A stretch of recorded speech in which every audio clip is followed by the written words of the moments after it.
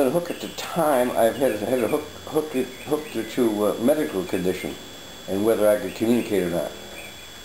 No, I'm not talking about that. I'm talking about, okay, you were born in 1929 or something? In other words, date of birth? Yeah. Okay. Is that right? 1929? August 19th, 1927. 1927? Mm-hmm.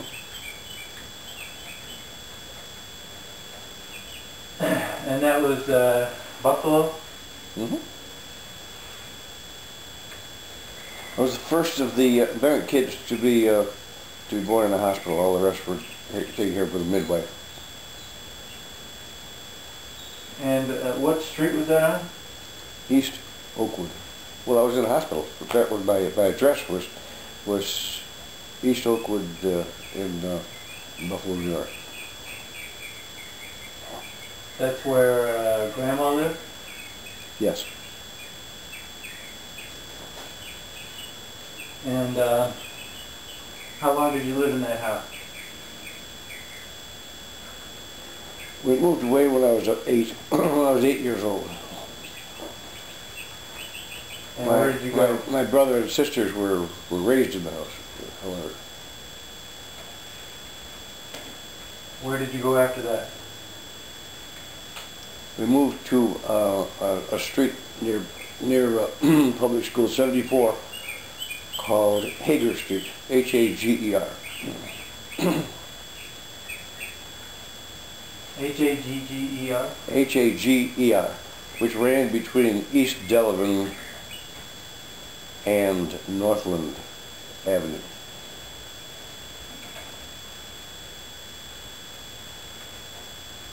And how long did you stay there?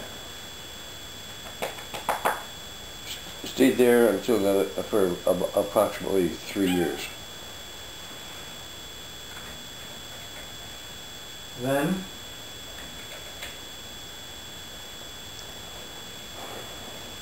Then moved in with my sister May and her family. Where was that? Loring Street, L-O-R-I-N-G, which ran off Humboldt Parkway. And how long did you stay there? About 3 years.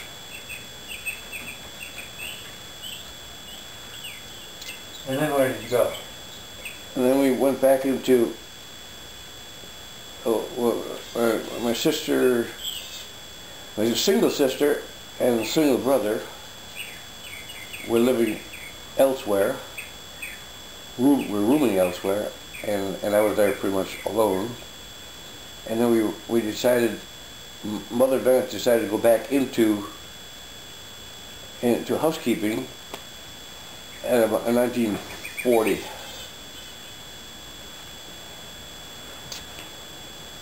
And rented a house. Okay. Where was that? On Emerson Street in Buffalo. Emerson with an O or an E? Emerson, E-M-E-R-S-O-N. Okay. And how long did you stay there?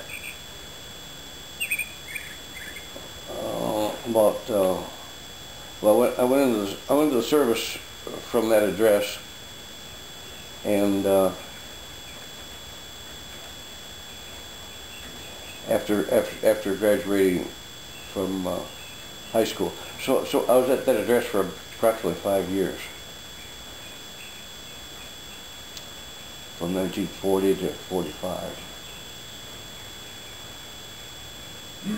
Do you remember anything interesting about the East Oakwood home, the first?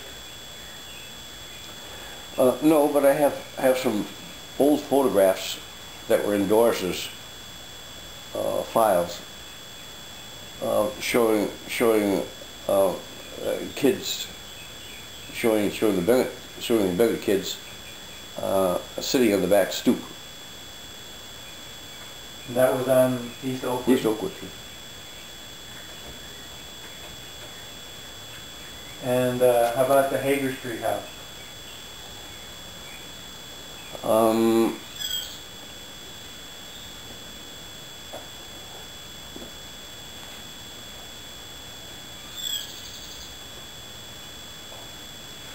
It was a complete house that was rented,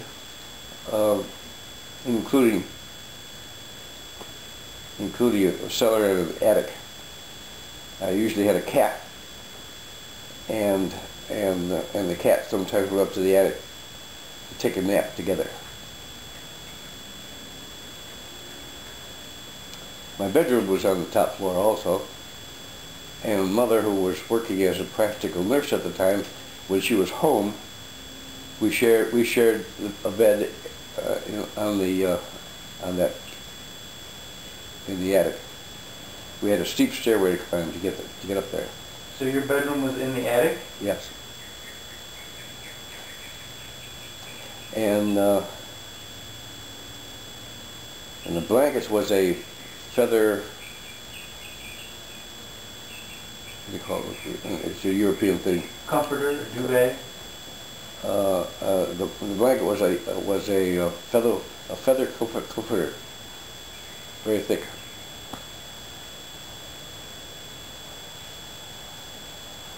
And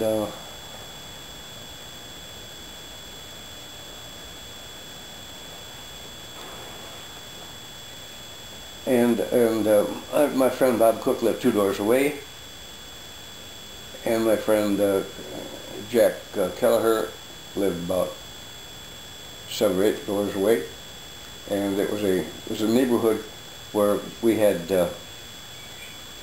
boys my age to hang around with.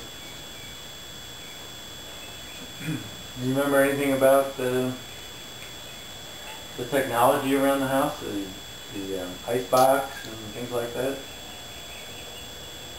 Gas stove?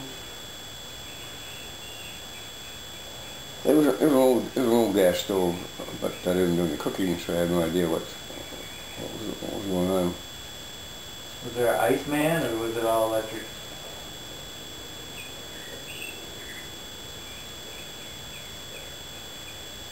I think I don't recall the Iceman showing up on Hager Street, so I believe we left our old ice box at East Oakwood.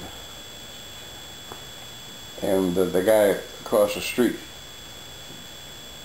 was in the coal and ice business, and he or his brother would deliver the coal in the winter and the ice in the summer for our ice box. Now you're talking about East Oakwood? East Oakwood, that's early. In Hager, I believe we had a fridge.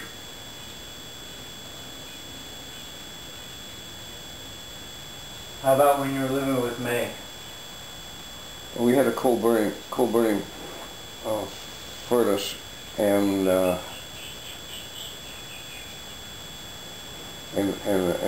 fridge. What was life like living with your older sister?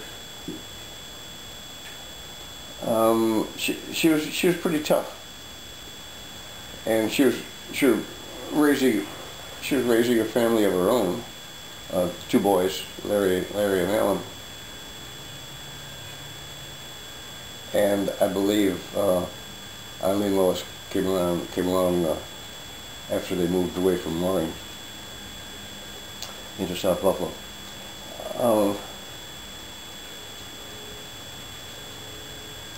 It was difficult for me because I was always running afoul of neighborhood kids, and or Larry, my nephew Larry, who with they as a group, nephew and neighborhood kids from the next neighborhood. I got along great with the guys in my own neighborhood. Would come over and make life miserable for me, and I got even when I was presented with an air rifle, which I didn't hesitate to threaten the guys from the other street at any time. So Larry was menacing you? He's a punk. Larry's very young, and of course, if the subject of a difference of opinion came up, he was believed and I wasn't, because I was the outsider. Ah. And my brother, who was rooming elsewhere, but occasionally came into the house just to sleep, he built a model airplane, and it was beautiful. You're talking about Bunny? Yeah, Bunny. And he got tired of it after it was finished, and I would be the logical new owner of that little airplane, because I was passionately involved with airplanes at the time, and no one cared. I didn't even know it myself. And he handed it over to Larry, who proceeded to smash it. I could have killed them, both of them. And I decided if I was going to have an airplane, I would have to build it myself.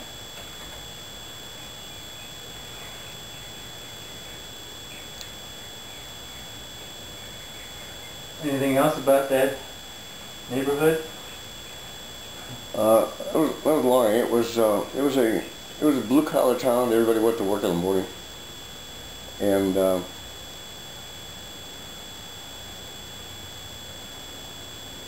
my school, PS 74, the grammar school, was quite a ways, and I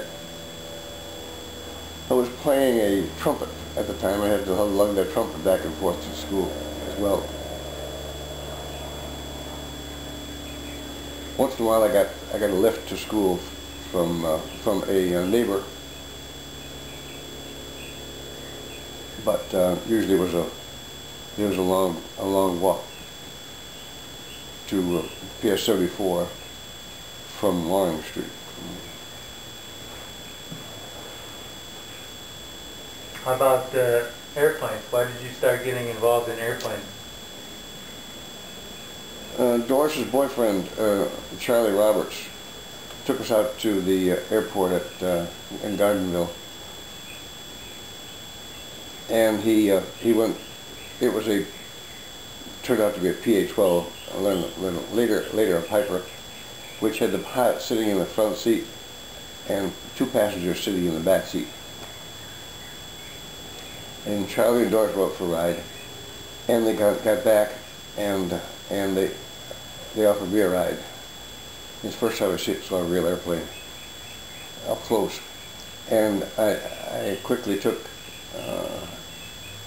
I accepted it, and we went for a ride with Charlie, boyfriend Charlie, and the pilot flew us around, and it was my first airplane ride. I enjoyed it. And was that around the time you were living at Loring Street? No, that was we were on Emerson Street at the time. Oh, okay. So, but you were interested in airplanes even while you were living at Loring Street, right? When Bunny had built the. Yes, I didn't really know it at the time, but we had an occasion every once in a while to be exposed to aviation, and at that point it would have been a clue to myself or anyone else that I was interested in aviation, but it had to wait. This interest had to wait. I recall a trip to Genesee Street to the airport to see the largest airplane in the world. It looked like an ordinary airplane to me, but it was described as a very large freight carrying thing that was parked not too far from Genesee Street, so that you could see it on the other side of the fence. And this was one of very few examples of my being exposed to aviation at that early date. in high school, there was a hot war on which there was a danger of losing, and so everybody was involved with this war effort in some manner. And we saw posters that were sent to our school, and the posters read, "Men of 17, the Army Air Forces needs pilots, navigators, bombardiers, and gunners, and come on down and enlist," which a bunch of us from Burgard High School did. We're all in the aviation department. We're studying aviation mechanics, and we all went down and signed up. And the deal was with the Army Air Force that we could finish our high school before, at which time they would take us for flight training. And that was 1943. So we through 1944, when the war was continuing, we would once a week we would drill. We bought olive drab jackets, and they gave us hats and half a uniform basically, and we would drill at the armory on Maston Street, the 106th Field Artillery Armory, and we would drill, and we had our first taste of simulated flight in a crude flight simulator, which was on wheels and would carry you across the flat floor of the drill floor, and the whole thing is to end up in the spot where you started out from as part of that exercise.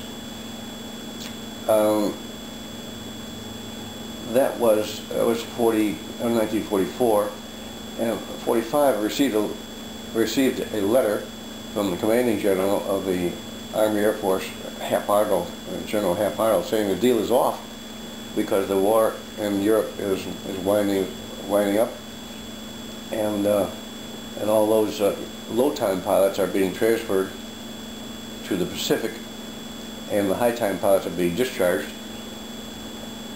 and so the deal for flight training was off, finished, and they gave me some options to stay in the reserves, or to join the reserves, active reserves, to take a discharge and be subject to the draft, or to hang on with my enlistment and get sent wherever they want to send me. And so myself and my friend John Egan were in pretty much the same boat, about the same age, and we decided to just send us wherever they wanted to. And so I went to basic training at the Keesler Field in Biloxi, Mississippi, and they quickly took us to, they gave us a week or two home, sent us to Greensboro, North Carolina, and then up to New York to be put on a boat and got shipped and got sent over to Germany as the very first occupation troops.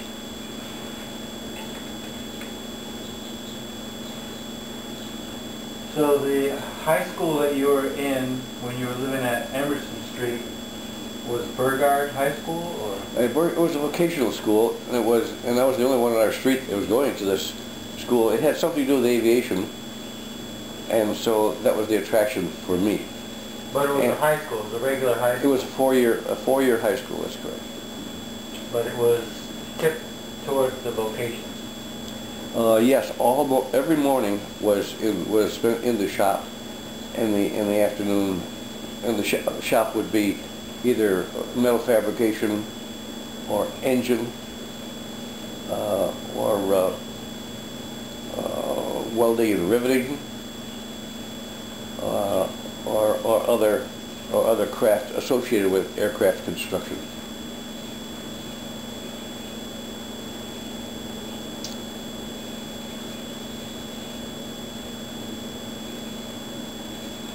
So if I stayed at Burger, I probably would have received an aircraft and an engine license, a mechanic's license to go into that field.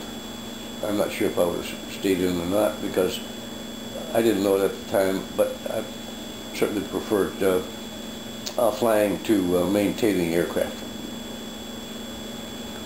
My total flying experience was that one trip with Charlie Roberts at Buffalo Airfield many years previous. At Burgard High School, they taught us to maintain small aircraft, fabric repairs and other repairs to very small privately owned aircraft. But there was a war on, and we had more important things to think about. So and we were very anxious to go to war. Okay, so you're in Germany. Where were you stationed first? We got shipped to Munich in southern Germany, to the BMW works, which was involved with manufacturing aircraft engines up to the end of the war. And they had a large supply of machine tools on the surface, below the ground, and two and three levels underground. And so they were hardly bothered by the bombing from American and other Allied bomber fleets. So did you crate up some of that stuff and send it back to the United States? Yes, part of the job was to crate up the machine tools and send them to all of the Allies as war reparations.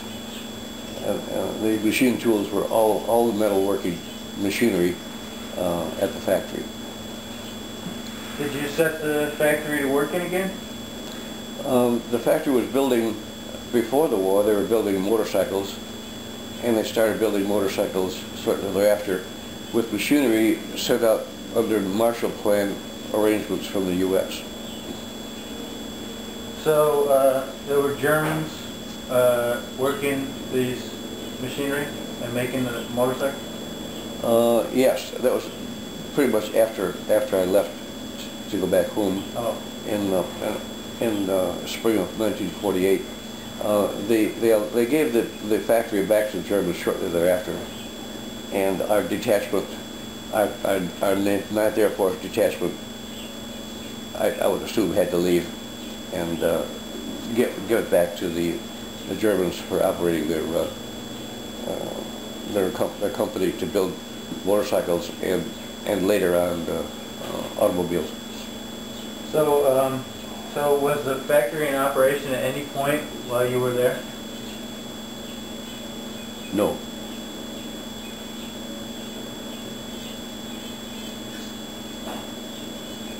Were you guarding any Germans? Yes. The first duty was to accept a group of German POWs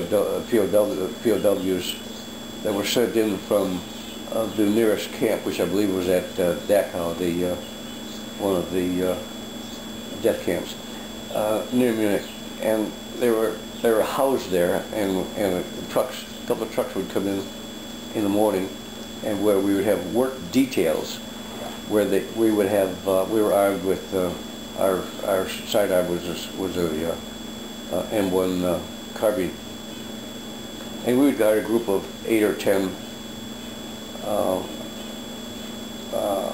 German army people for doing breaking up air raid shelters with air hammers, or they're doing other cleaning up our own shower facilities and bathrooms, and doing other. I think some were doing KP work as well. So what state were they in? Were they healthy? No, these were the bottom of the barrel in terms of their.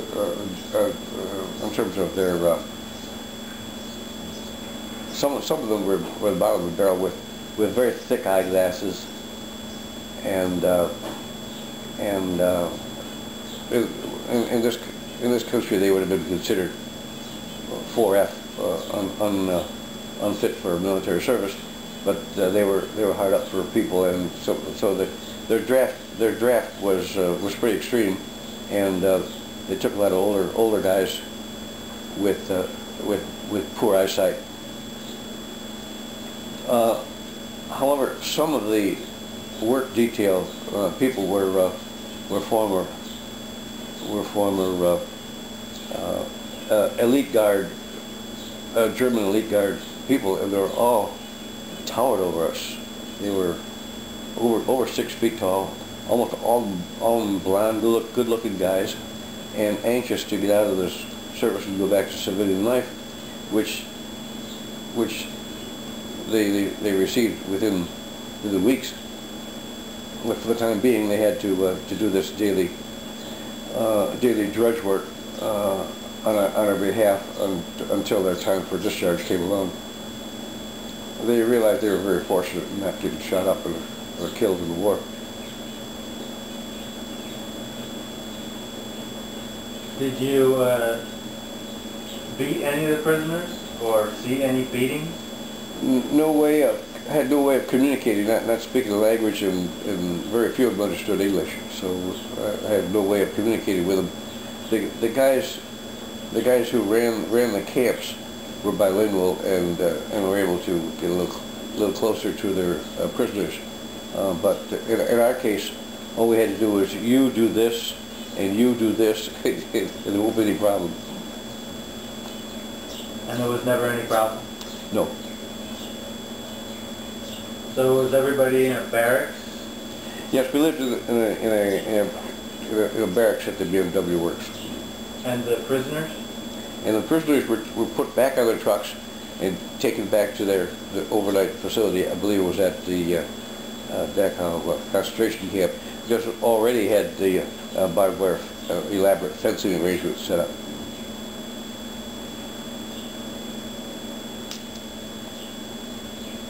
Anything else interesting happened? How long were you there?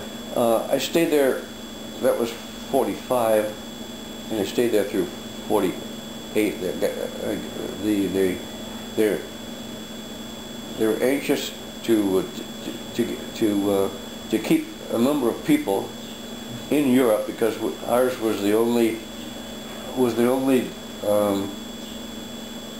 It was Cold War. Cold War was on, and ours was the only army membership that kept the Russian army from taking over all of Germany, and so they'd have to run over us, which they could have done, because we had no machinery to stop any Russians. And it was about the time of the I think the Berlin airlift came along shortly thereafter, after I left there. But they were anxious to keep a number of people, even letny trained people, in station for as long as possible, and they allowed us to re-enlist if we wished.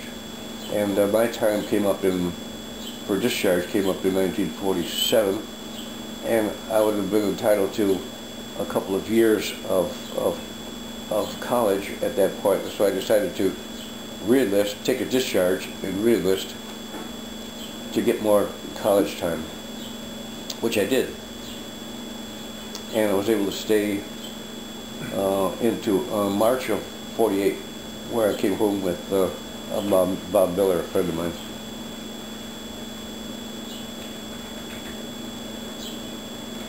So when did you first get to Munich? What year was that? It was 1945. 1945. So you were there for 3 years. Yes. So you must not have just been in the barracks for 3 years. You must have gotten out into the countryside, gotten into Munich.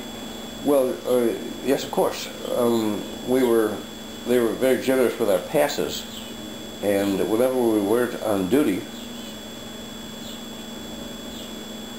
we had a pass that would entitle us to be off post at the BMW works, and so these were very generous arrangements.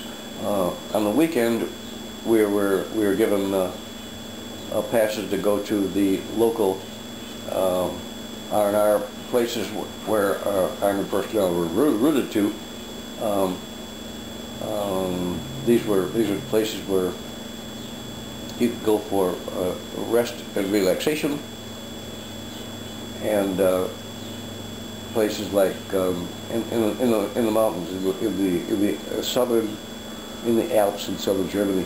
Berchtesgaden and Garmisch-Partenkirchen were not too far from Munich.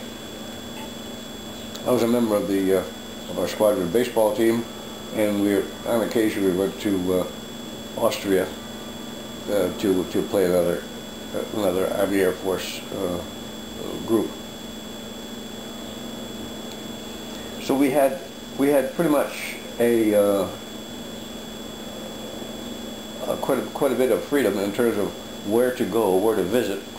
I took the opportunity to visit John Egan, a friend of mine that was who was stationed north of Munich, about 80 miles in another town, and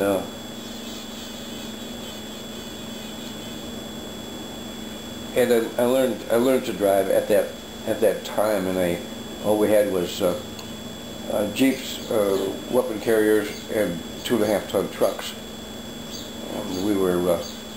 I learned to drive in a 2.5-ton truck, which require a lot of forward gears and double clutching techniques in order to get them to go properly. So I saw some negatives of some kind of a trip out to a lake, and there were some girls. Girls and booze were a primary consideration, and we were actively involved with both. The beer was, everybody was smoking, everybody smoked, and everybody drank beer, and everyone either had a girlfriend or ran downtown to these houses of ill repute. At what point did you smash your face up? That was, I think it was 1947, 48, because I don't want to talk about it because it wasn't a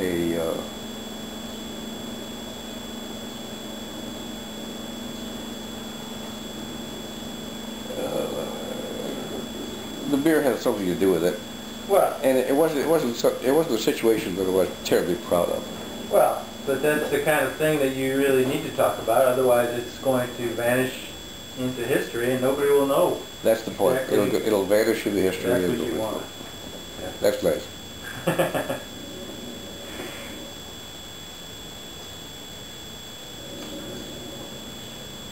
So that was the 3 years. Just basically guarding and partying? Yes, they assigned me as squadron mail clerk for much of that time. I didn't really have much to do. The only people who were flying were our officers who once a month had to go to the nearest Army base and fly their P-47 fighters to get their monthly flight pay. And we never even saw their airplanes. There was a different life completely. We had and the flying was not considered a part of our airplanes. Were not considered part of our existence. Even though you were in the Army Air Force. Even though we were in the Army Air Force. Because we're a detachment assigned to the BMW Works, and our mission was not had nothing to do with flying. Although there's an airfield maybe a mile away, and we could actually see the airplanes on that airfield, and they were light airplanes. We call them liaison or grasshopper type. It might have been Pipers, maybe some German observation airplanes there besides. And I used to watch what was going on over there through a binocular. But we were never allowed to go over there to see what was going on, because it was a different outfit. It was a different organization. It's funny that they didn't even train you. No training.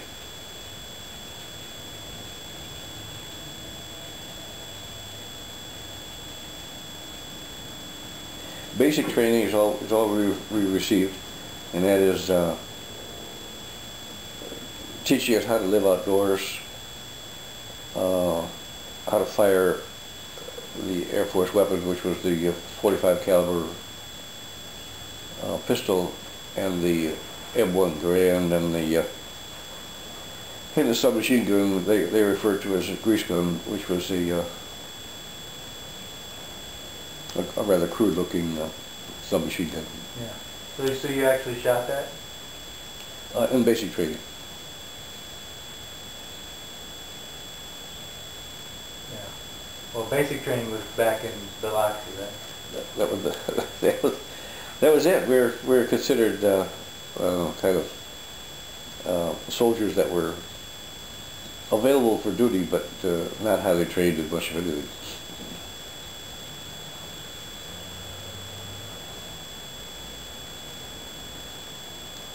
My friend John Egan, he was up in a town called Bamberg, and he was part of the constabulary, which is kind of the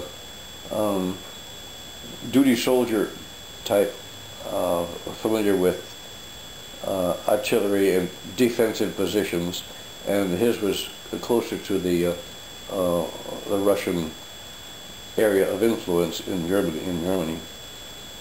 There was a definite line, and with a lot of warning signs. If you're approaching the Russian zone, if you shouldn't be there, you should turn around. And so he was up in that area. And when I visited him, he had to do guard duty each day. In our case, our guard duty was pretty much accomplished by Polish DPs, members of the Polish army.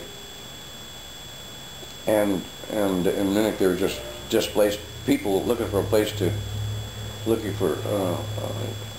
uniform and a place to be located. A bunch of them located at BMW Works and did our guarding duty. So we didn't have to touch any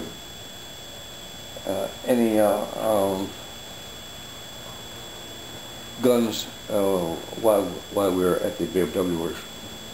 So, did you go and visit any other cities around Germany?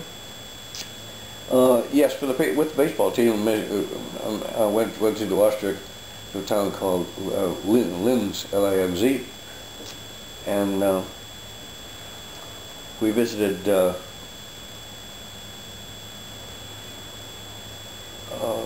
vacation areas in the mountains, in the Bavarian Alps, Garmisch and Berchtesgaden, and took a lot of pictures while we were there. We have a few pictures left. I noticed in my own files I have a few pictures taken out of there with John Egan, who came up to visit me, and we signed out a truck and drove down to and had a weekend together. He told me that my girlfriend back home in Buffalo was going around with another guy, and because he'd heard, and I told him that I heard that his girlfriend was going out with another guy, and so we both received Dear John letters shortly thereafter, and we ended up not married either one of us wasn't married for many years after that. So did you see a lot of damage, bombing damage? In Munich, was pretty much 80% was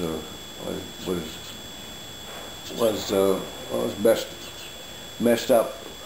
What happened is the neighborhood was bombed, even the downtown area or the rail station was bombed, and the building bricks would fall down toward the street, impeding the street traffic, and so they would shovel away the bricks by hand and hand tools, shovel away the bricks so that there's one lane down that fairly broad street, just one lane that was usable, and all the rest were bricks.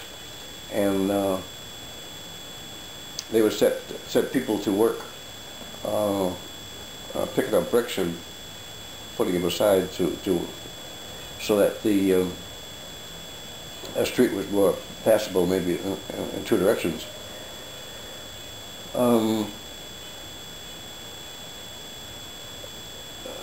The amazing part was that the BMW Works, which was a war industry, was putting out aircraft engines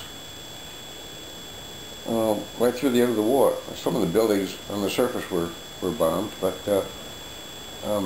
not that many. You're wondering whether the bombs that hit the buildings in this obvious war plant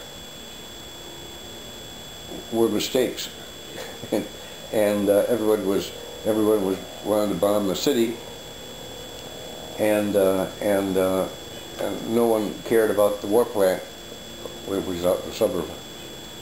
There wasn't much damage to the BMW Works. Our wooden barracks was undamaged. There was a couple of buildings that were bombed out, but there wasn't any blanket damage at that factory. The key areas were still standing at the end of the war. They had a very elaborate air raid warden and firefighting capability, so that if their water supply lost pressure, they had surface ponds that were filled with water that were available for firefighting purposes. And they had quite a few air raid cellars for people on the surface to retire to during air raids. And you got your prisoners to tear all that stuff out? Yes, there were air raid reinforced concrete air raid warden stations. They were kind of exposed, except that they were kind of protected with this very thick concrete. And the air raid station had vitamin pills and some sort of communication apparatus and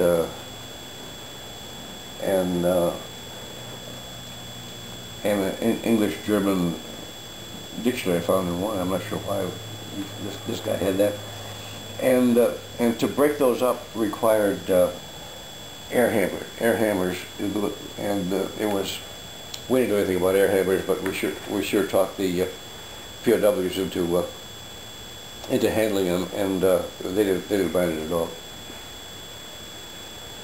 Okay, break time. So, anything else you want to say about Germany?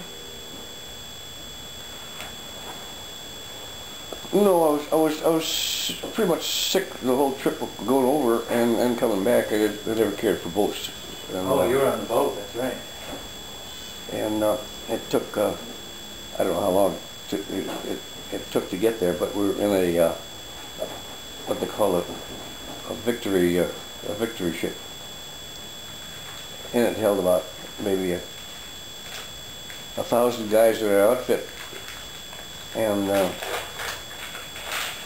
we're all listed alphabetically, so there's about half a dozen guys in it, which made our life a little more difficult.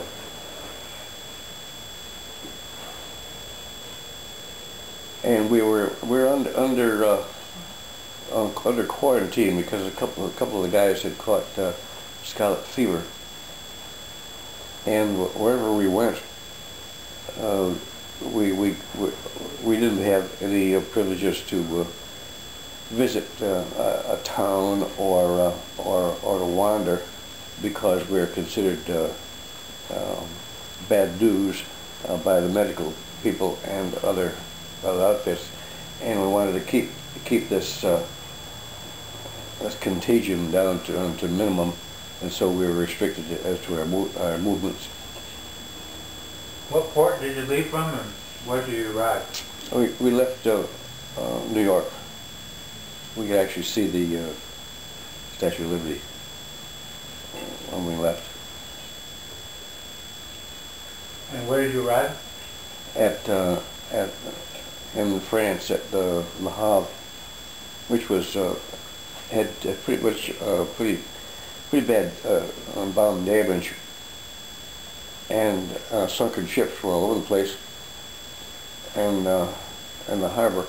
So they were able to bring in one ship at a time to the dock, and the various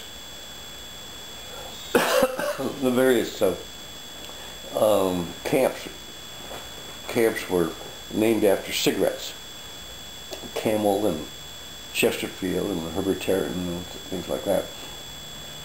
So we were assigned, they put us on big trucks, and they sent us again, we're still quarantined, and the troops that were there were very anxious to get on board the boats and go home.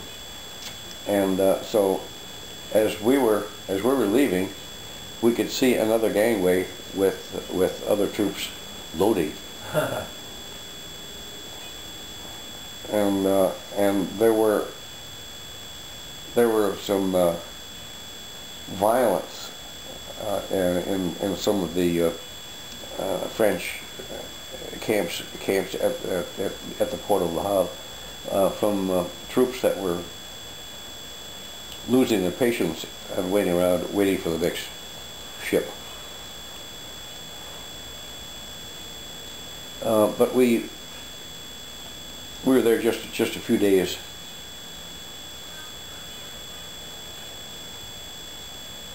In our tent, just about all the guys were named Bennett, maybe 6 guys. There's Herb and Bob, and then when they put us on trains which we call 40 of 8, either 8 horses, they'll hold 8 horses, or 40 troops. And they took us across France to Paris, and without stopping. And for eating, we had a 10-in-1, which is a case. One of these cases would provide enough food for 10 men for one day. It included cigarettes and chocolate, various desserts, and canned goods. and that's what we existed on, all the 10-to-1 rations, which were considered very good food compared to the K rations, which was wartime rations. And if a guy had to go to the bathroom, all he had to just swing it out the door, because there's no bathroom on board these things. And we went through France and into Germany, and it was cold. They did provide us with a little stove and some briquettes to burn. And we went into Germany, and we ended up spending a few days at Fürstenfeldbruck, which was the German West Point, aviation West Point. They had an airport there, and they trained a lot of German pilots. We couldn't go anywhere because we still had this scarlet fever. We were flagged, and no passes were allowed. Within a couple of days, we were on a train again to Munich, and outside of Munich there's a little town called Oberpfaffenhofen. Never heard of it, but it was a big Army Air Force base. There wasn't an airport associated with it, so I guess it's mostly Army.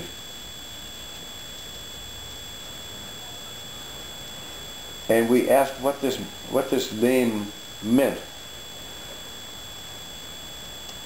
And they said Oberpfaffenhofen means the priest's house that's nearer to the mountains than the other priest's house. which didn't make any sense to us, but Oberpfaffenhofen, and we were only there for a couple of days, and they were looking for guys who could type. And the word was, say you could type even if you can't type. The word buzzed around, and a number of us were selected to go to Munich to the BMW works. So they put us on 2.5-ton trucks, 6x6s, and we drove through Munich, and couldn't help but notice that this place is a mess. As we drove into town, or through town, to the suburb where BMW was located. And that was going to be our home for the next few years, as we took away their war-making machinery and supplied them with other machinery for making motorcycles.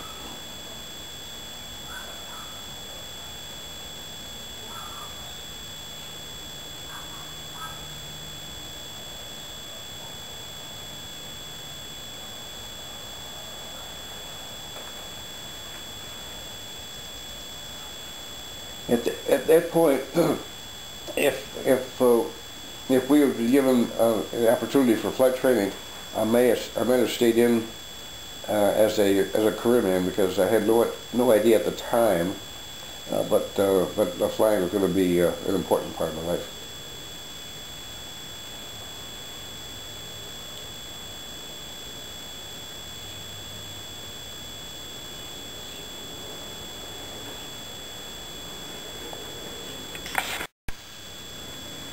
Okay, so you they finally shipped you home. You shipped out of Le Havre. No, we came into Le Havre, and going home it was a little easier. We took a train north to Bremerhaven, which is the big port in the north of Germany. And shipped out on a regular troop ship. It wasn't a Victory or a Liberty. It was a regular troop ship, the Simon Bolivar Buckner.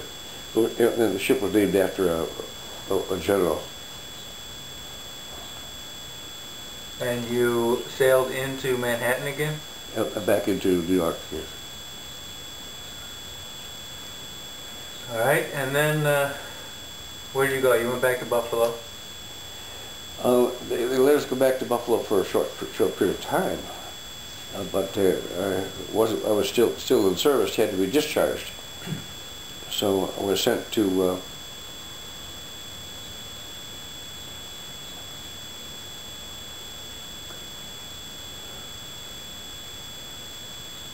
I think it was Fort Dix for some processing, and it was at this point where I was traveling with Bob Miller, who was being sent home with me, and he had folks in eastern Pennsylvania, so we were able to visit his farm.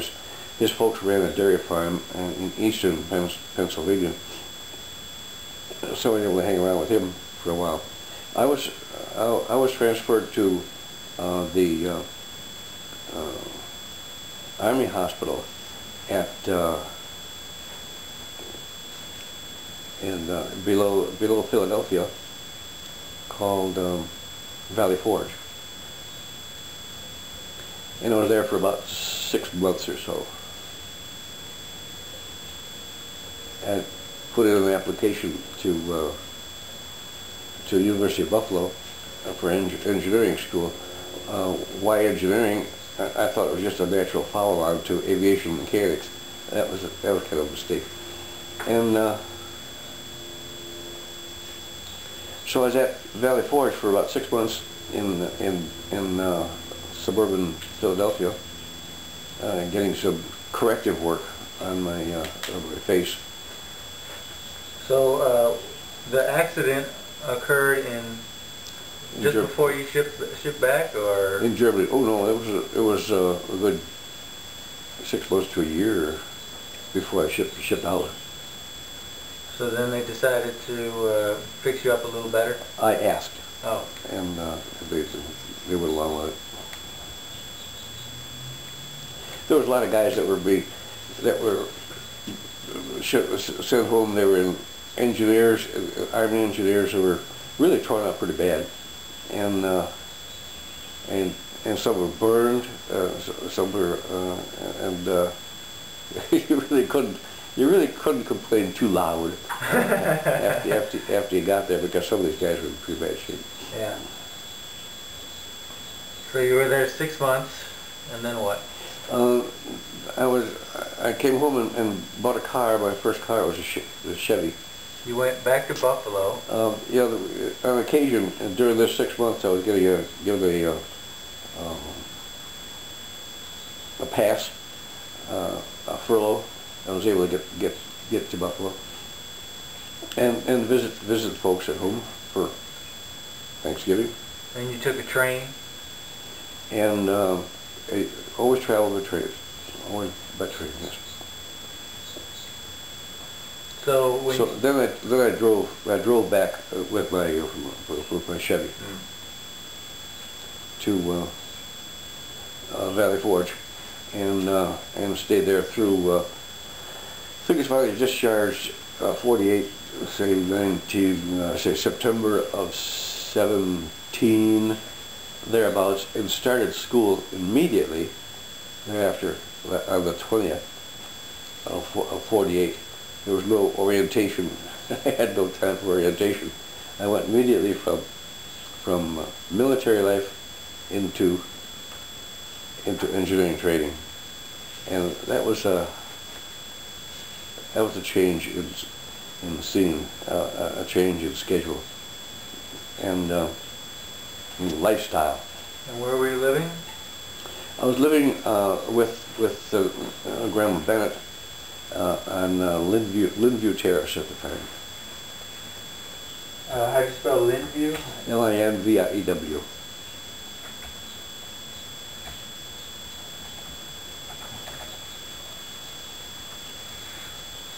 And that's somewhere in Buffalo? Yes. The city, Buffalo? Yep. Okay. And how long did you stay there? I was in the service just about the whole time. I don't know. She was there for 45. when we left Emerson Street, moved to Lindview Terrace, which was across the street from my brother Buddy, who was married and was getting a family of his own, and he also ran a filling station nearby, gasoline filling station, and he operated that. And I went away for a couple of years, and when I got back, it was at this address, and started school right away. And how long did you stay at that address?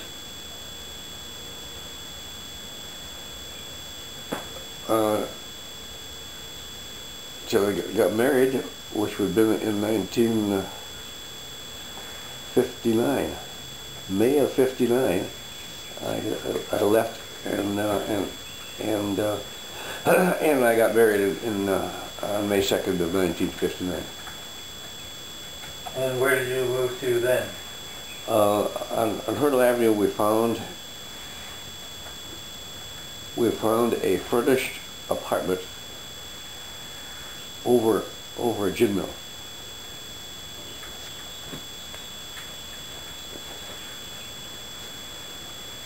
So you stayed there for 9 years before you moved out and got married. I was in Lindview Terrace. I was in Lindview Terrace for quite a while, yeah. Went to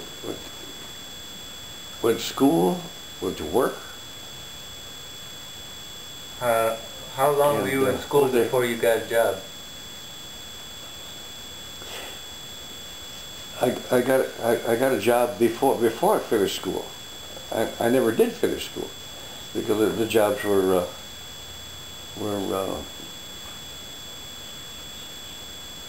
easy to get a job. So I worked at Westinghouse in Cheektowaga.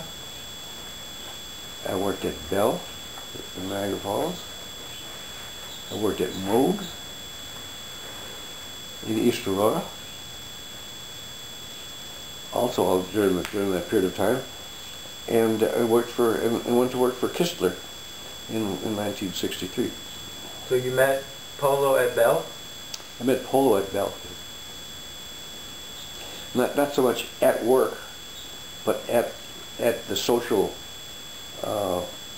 various social situations after work, because it was a very social group. Skiing, partying, that sort of thing, bowling, that sort of thing. And where did you go skiing mostly? At the local slopes, whatever it was known as before, Kissing Bridge. I can't think of the name. And finally Kissing Bridge. And then we get brave and go off to Vermont and ski Vermont. And so somewhere along this time of working and being social, you met Mom. Yes. She was introduced. I didn't meet her. She was introduced, and through a girlfriend of hers, who I did date. And this girlfriend's name was I don't remember. Who introduced me to to Ann, and I went out once or twice, and we didn't hit it off, and that was the end of that for a period of a year or so. Really? Yeah. And I bumped into the same intermediary lady, I'm trying to think of her name, and she said, well, Ann's still available. Have you called her lately? And I said, no, but I shall, and I did. And started going out with with Ann, and maybe both our attitudes changed at this time in the intermediate time. At any rate, we got along better, and we saw each other a number of times, and started a relationship. So you had a car at this time? Constantly. From the time I got out of the service and bought my first Chevy, there was always a car. A string of cars. Yeah. Chevy and Pontiac and Buick and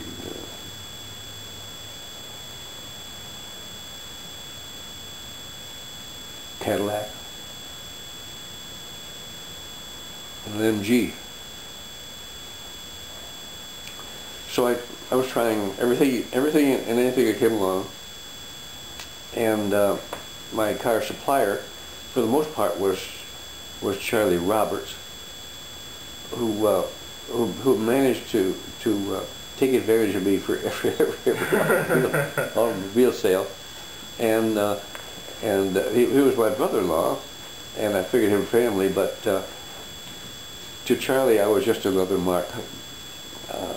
In retrospect, and I ended up with cars that I really shouldn't have been supplied with. I should have been sold cars, these cars anyway.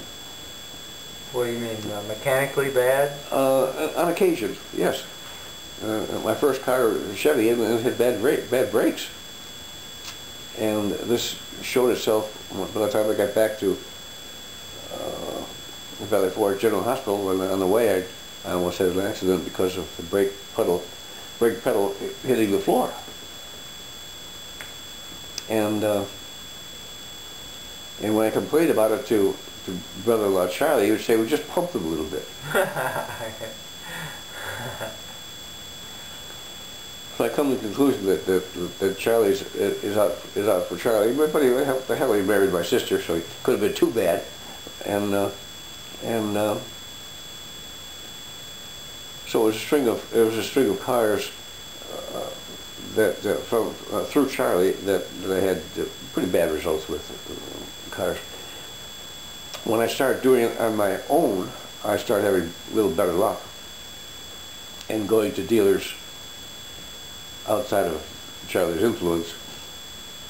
I was able to do better, and the car I enjoyed most was a little MG, which I bought elsewhere. Charlie.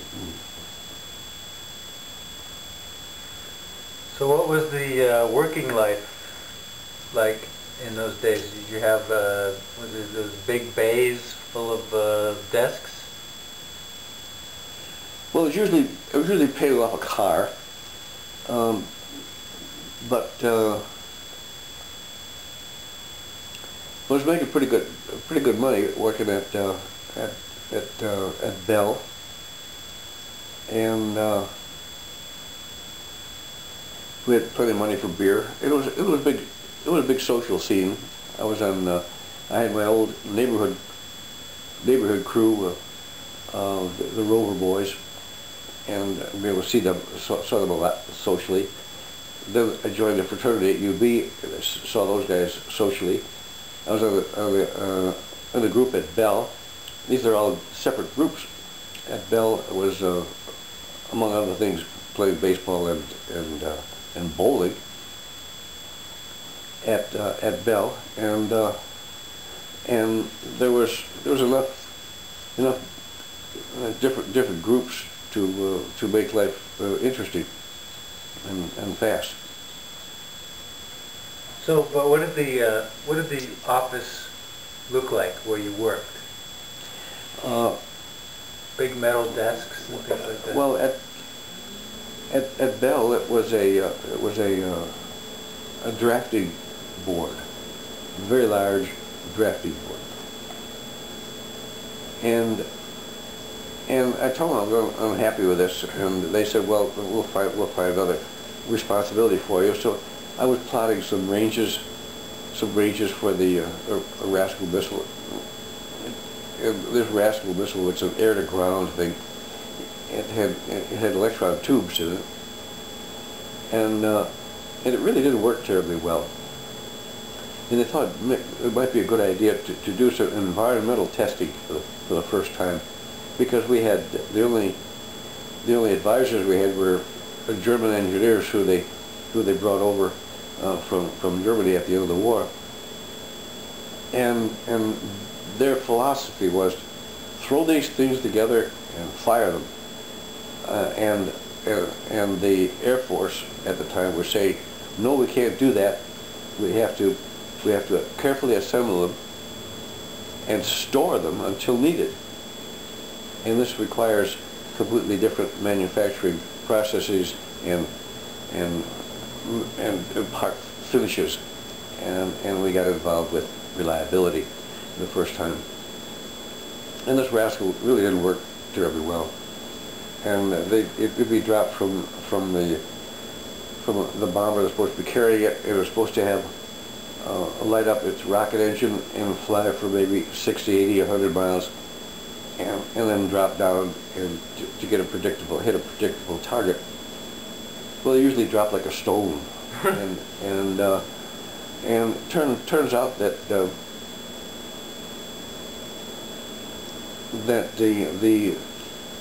tube type amplifiers really the tubes were dancing out of their sockets, and they had to concern themselves with that, and also the fact that they were operating at altitude, and at altitude the air has less of an insulating property as it is on the surface. And so one guy, Charlie Cracciolo, his name, he actually ran some figures showing voltage potential, which would from pin to pin could be as high as, the plate voltage could be as high as a couple hundred volts, 300 or 400 volts. And of course at altitude the thing would jump and you get a short circuit. And a flight amplifier or inertial guidance amplifier wouldn't work because of this. So they found they could do it, and we found a nice. These were plug-in amplifiers. That's to their credit. But we found that the mating connectors, we really needed a good mating connector, and they found a good one. It was plastic, and the pins, instead of pin and socket routine, like 90% of all the military connectors were pin and socket, these were kind of sheet metal type thing that slipped against one another, and were spring loaded. They were excellent in a vibration environment. But when they're at altitude, if you had high voltage, a couple of pins from each, you were still getting an arcing. So they found that some plastic, they call it potting, that was poured on the back of these connectors and hardened. They were able to inhibit this arcing. The trouble is that it also inhibited the contact character, the spring-loaded contact character of the connector, and it got to be even worse than it was in the first place. I was assigned the job of making it more reliable and to sequence environmental testing, which means vibration, altitude, and suggest any drawing changes that had to be made that could correct the problem without upsetting any production apple carts. And this was an impossible thing to do, but I thought it was very interesting, and I learned a lot. And that was my most interesting job at Bell. And but I felt that program, the whole Rascal program, was coming to an end, and they wouldn't let me accomplish any of the changes that I wanted to make on these amplifiers, and so I really wanted out, and I wanted to. I wrote a nice report. I still have a copy of it. In other words, that it was finished, and all of the changes that the boss decided would be appropriate were made, and I started looking elsewhere. I was going to night school at UB at the time, and I thought it'd be a good idea to get into a more people-oriented situation. I wanted to get into sales, and I got in touch with the folks at Moog to sell their hydraulic valves to military people. This would have been about 1950. And I left Bell and joined the sales staff at Moog.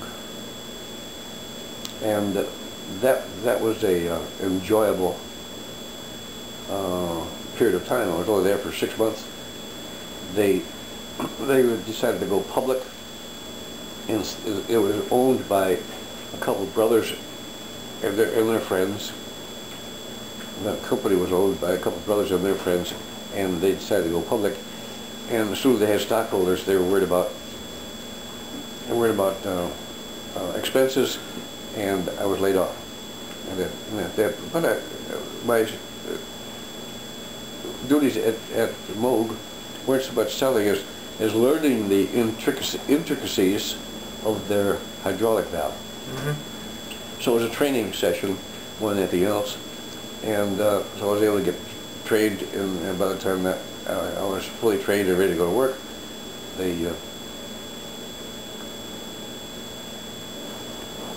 laid me off, and I went immediately to I was flying into work every day that summer also, and at that point I was pretty much decided that the flying was going to be part of my life, and so it laid me off, and I went to work at Kistler, and Walter Kistler was I met at Bell, and he was a Swiss-born guy who already had his flying license, and he was an accomplished skier, and we were learning how to ski at the time, and so we worked out well with his flying in my airplane, and he was teaching me how to ski at the local ski slopes.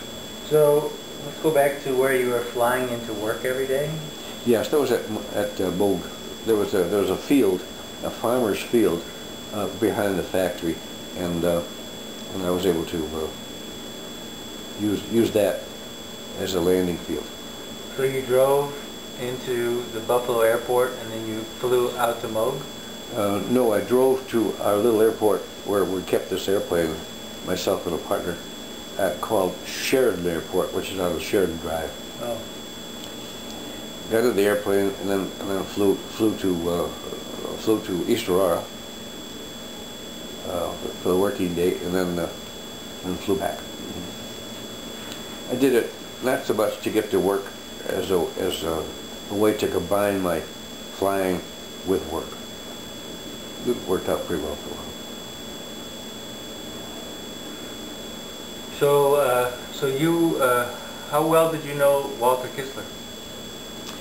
I met him at Bell, and we were all single at the time, and we partied together, and he was a member of a group of bachelors who also were out of town and all working at Bell.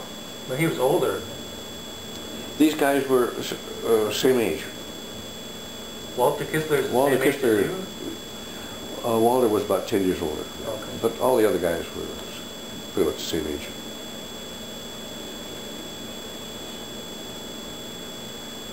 So basically, it was a relationship between equals. Yes, just having a good time and trying to catch up on time lost when I was in the service. So, somewhere along the line, Walter Kistler became fabulously wealthy. Only because he had a background of manufacturing pressure sensing devices in Switzerland, during the war. And he was working with the Swiss Locomotive Works, and was developed while he was at the Swiss Locomotive Works a small sensor based on natural quartz crystal, which would deliver the combustion pressure in a diesel engine, and it was the only one in the world. And he discussed this with, he wanted to work at Bell, but he was a foreign national, and Bell only hired, especially for their military contracts, Bell only hired U.S. citizens. So Walter put in for citizenship, and while he was waiting, he went down to Penn State and took some electronic courses. And one of the professors that talked to him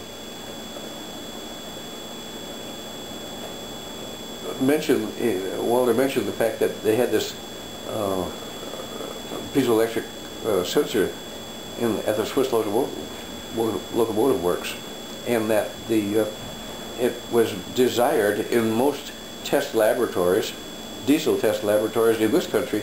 Why doesn't he import them? So he started doing that. He formed his own company, and that was the basis for his making lots of money, because he was major shareholder in his own company, and he made a lot of money by importing sensors, developing his own, hiring more people, and I was one of them, and forming his own company called Kistler Instruments. And it was quite successful, and he became a millionaire at that point.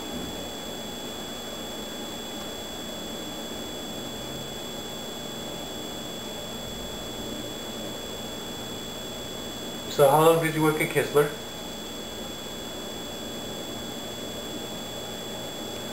50.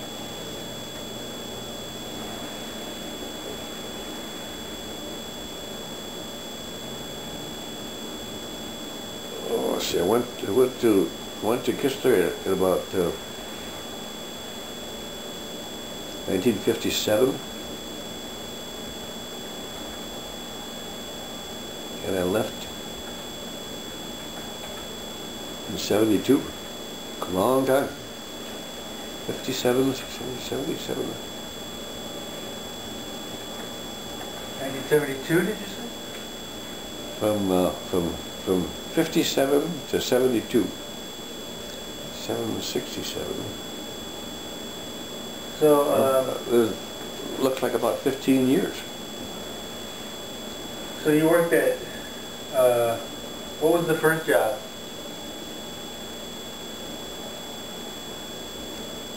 Out of school? Westinghouse Electric.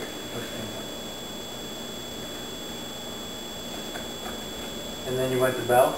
Then went to Bell. And then Moog, and then Kistler? Because they were paying more. And then Moog, and then Kistler. And when I left Kistler, I became my own boss. That was Maxwell Bennett Associates. And that was 1972.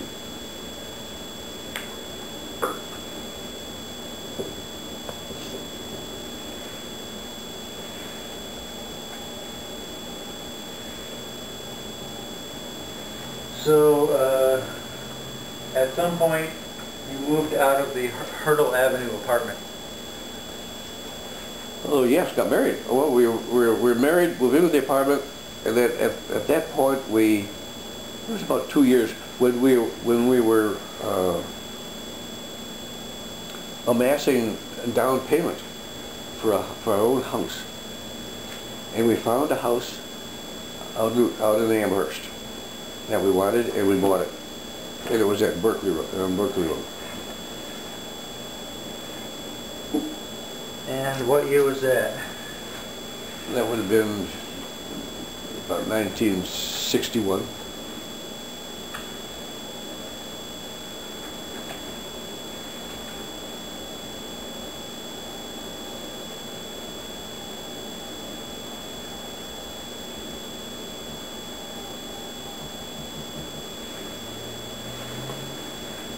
Well, that just about covers it, huh?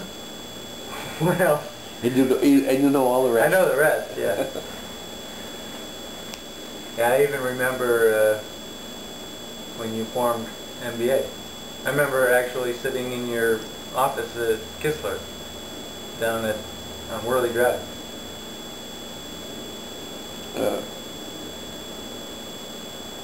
Oh, that's right. That was it was an Eastern Regional Sales Office, and after Kistler was sold, he became a millionaire.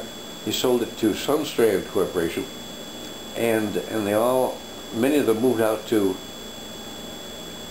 Redmond, Washington, and they wanted me to come out also, and I said, well, yeah, I'll come out as sales manager because I have so much experience here in selling these instruments.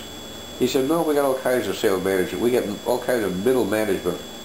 What we want is working field men. I said, I think I'll be a rep. I'll take my separation from the company and become a representative. She said, well, they said, fine, you'll represent Kistler in New York State. So I started my rep business with repping one firm, Kistler Instruments, or Sunstrand, and I had to build it up from there, contacting past associates when I was working at Kistler, contacting everyone who would listen.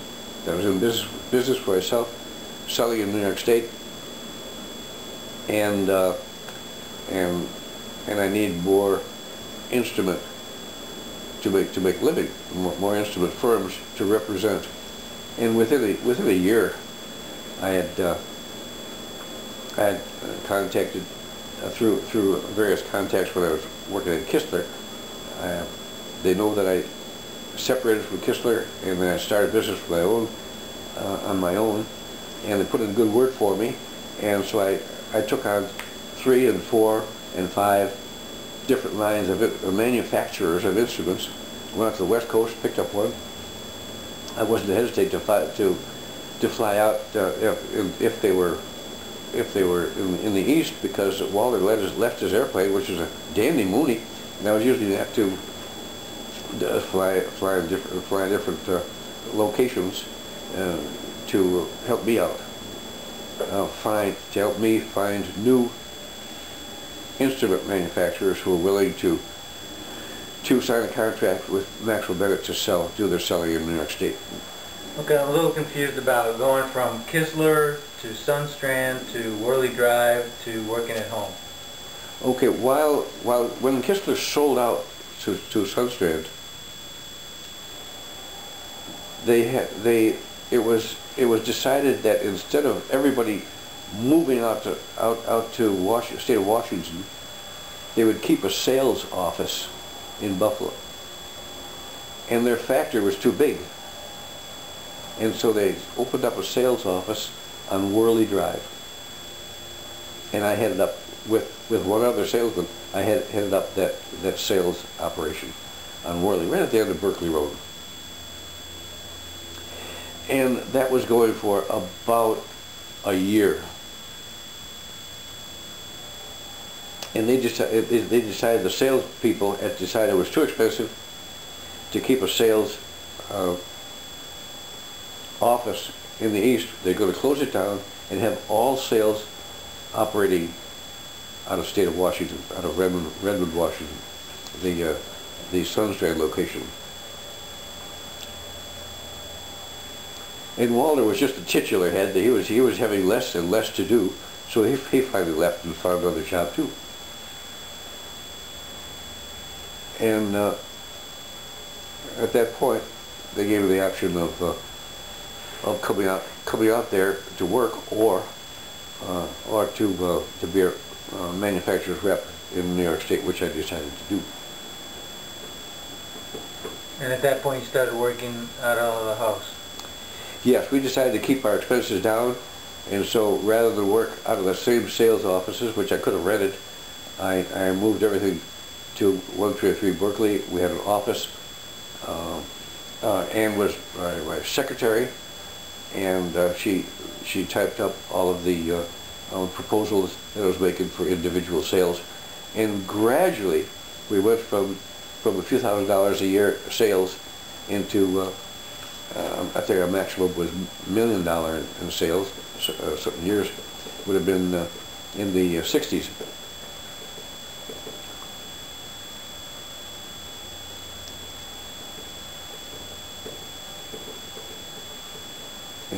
Actually, the 70s and early 80s.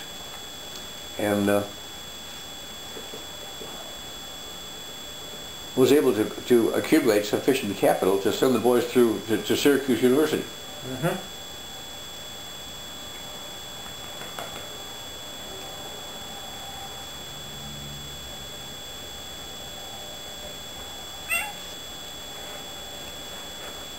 And our commissions were enough so that I was able to buy a business plane. So I had a nice Cessna 180 for flying business, and I had a biplane after Chris graduated. I bought the biplane Starduster for just personal flight, and that lasted for a couple of years. And finally, the Cessna was wrecked, and I ended up with just the biplane, which was sufficient for 10 or 20 years, I think, bringing us into the 90s. Always had an airplane after that first one. After meeting Walter, always had an airplane after that, and Walter ended up buying one, so I was able to not own my own. I was working with Walter's airplane for a while. It was a dandy retractable Mooney, and Walter was very forgetful at the time, and he was worried that he'd forget to lower the gear, so he used to fly around the airplane not retracting the wheels, and he was happy to do this. Whenever a couple came over from Switzerland, though, he'd want to take them for a ride, and I had to remind him that you haven't been flying in many months. You'll have to take 3 takeoffs and landings by yourself in order to be legal to fly these visitors. And he said, "Well, you better come with me." So I'd fly with him. And the first landing or two would be very rough, but then he'd remember how to do it. And he was doing okay, and he'd fly these visitors.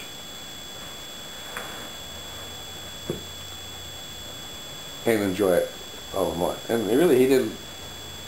He bought, when he was in the state of Washington, he bought a boat. He said he enjoyed it much more than his airplane, simply because he could take more time to make decisions in a boat than in the airplane. That was a point. There comes a time when if your decision making, if there's some delays in your decision making apparatus, then the airplane is maybe not the way to be, and maybe a boat would be a better idea. Well, in the state of Washington, everyone has both, and it makes sense. It makes sense because 10 months out of the year you could be using your boat. In Buffalo, it makes no sense at all to own a boat because there's only about 2 months out of the year that's be useful.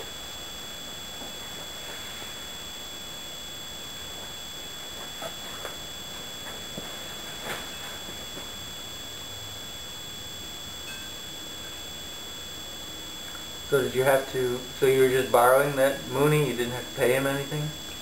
No, this is a company plane, and I had the flight privileges in it, so all I had to do is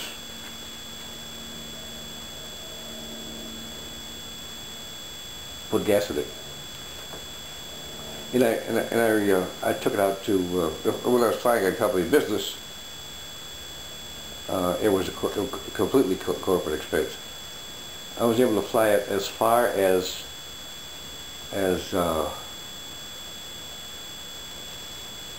beyond Saskatchewan. I actually had a sales trip with the Canadian rep. I picked him up in Saskatoon, and we flew to almost to British Columbia. It was Alberta, and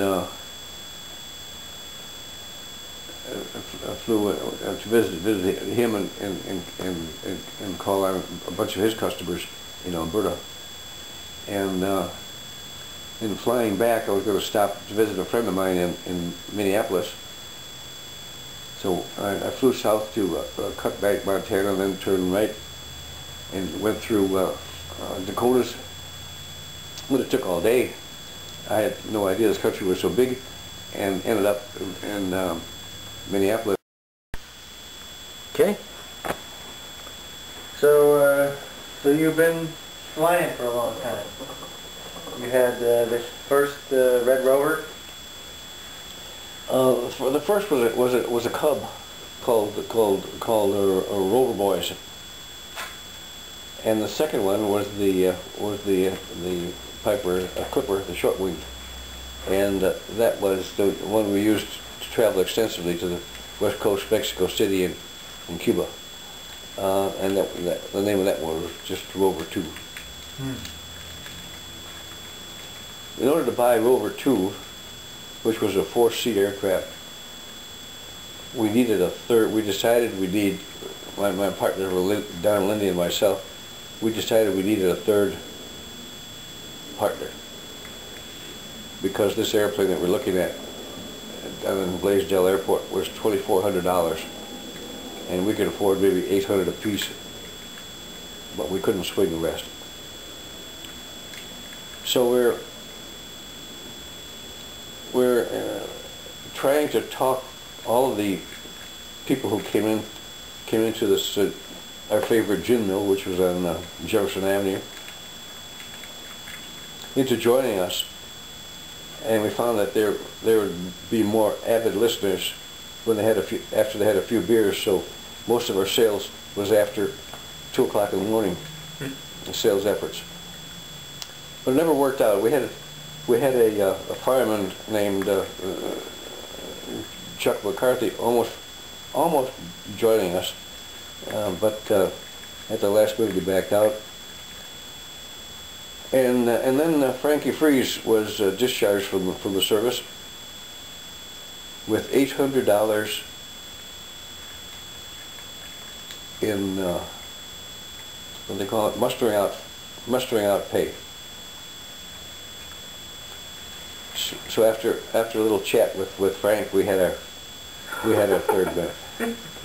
third member, and we all were attempting to get our. I already had a private pilot's license, but the whole idea was for those guys to get their license as well.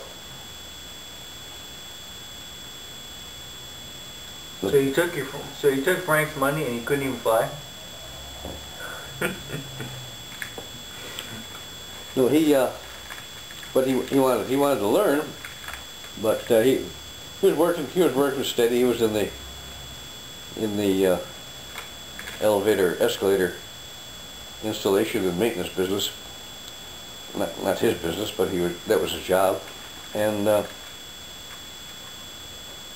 Lindy worked at a rubber factory, and I was at Bell. And we all worked, and we really saw each other on occasion during the week, or on the weekend when it was time to fly, and we usually go somewhere. Now, we really didn't have that many places to go, and so what we would do is incorporate the airplane into our traveling and incorporate the airplane into our normal weekend endeavors.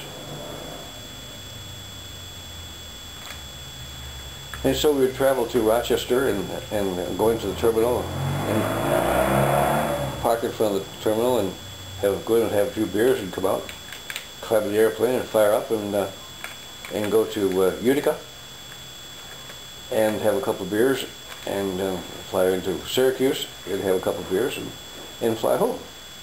Well, who are you talking about here? You're talking about you, Lindy? No, we're talking about the three of us. Uh-huh. This was the thing to do. And later on, it occurred to me that it could be a business tool, but for the time being, it was just for having fun, and not considering it terribly important to fly around or near warbirds or other such historical airplanes. In other words, I never really cared much for older airplanes. I always considered an airplane that was built in 1943 as ancient. And so you were never too impressed with the Cub, your first Cub? Because it got to be too slow. For a while, when it was when I was first learning how to fly, it was a tremendous adventure to fly it up to Montreal and down to Atlantic City and into Philadelphia to visit my friend Bob Miller. That was a tremendous adventure.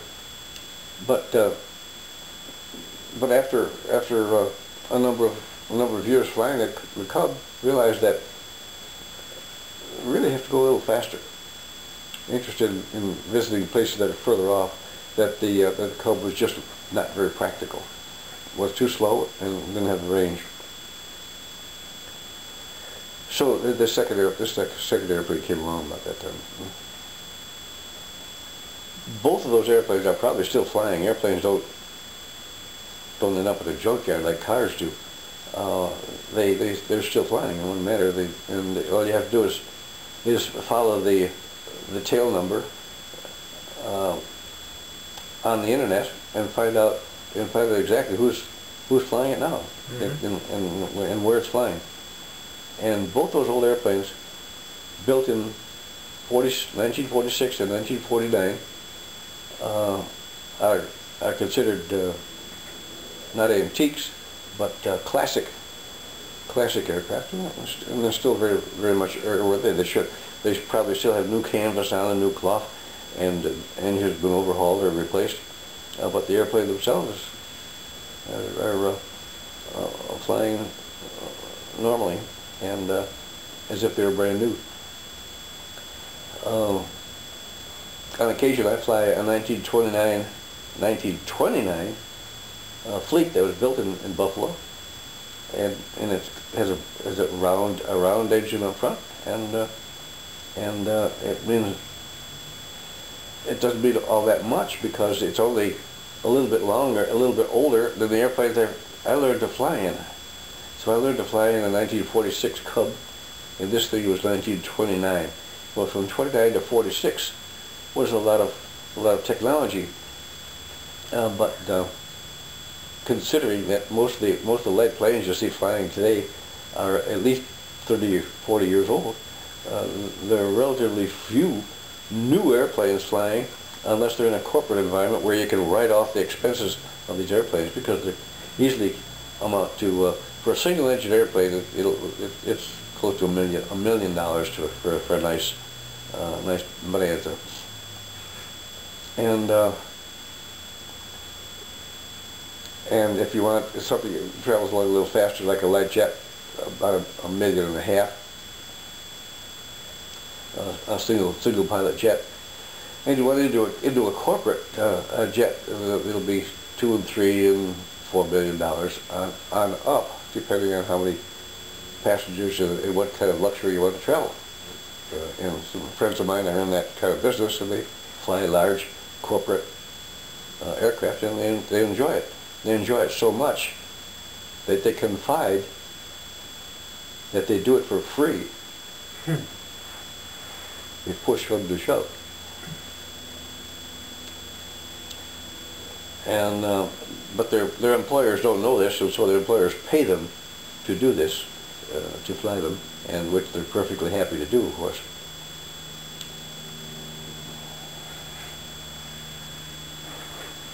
So what happened to the original Rover? You sold it? Yes. I